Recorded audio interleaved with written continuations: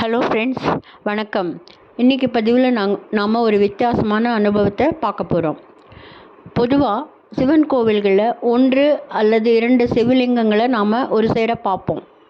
ஆனால் ஷிர்சி அப்படிங்கிற உத்தர கர்நாடகாவில் இருக்கக்கூடிய இந்த இடத்துல ஒரே சமயத்தில் 1000 லிங்கங்களை நாம் தரிசனம் பண்ண முடியும்.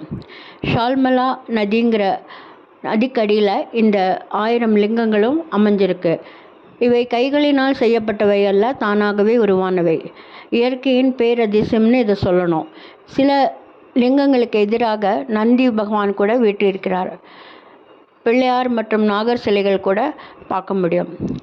மழை காலங்களை தவிர மற்ற நேரங்களில் இந்த லிங்கங்களை நாம் சுலபமாகவே பார்க்க முடியும். சிவராத்திரி அன்னைக்கு நிறைய மக்கள் இங்கே வந்து தங்கள் கைகளினால் இந்த லிங்கங்களுக்கு பூஜை செய்து மகிழ்வாங்க. நதியின் மேலே கட்டியிருக்கக்கூடிய பாலத்தின் இரு பக்கத்திலும் நின்று பார்த்தால் அத்தனை சிவலிங்கங்களும் நமக்கு ஒரு சேர தரிசனம் தரும்.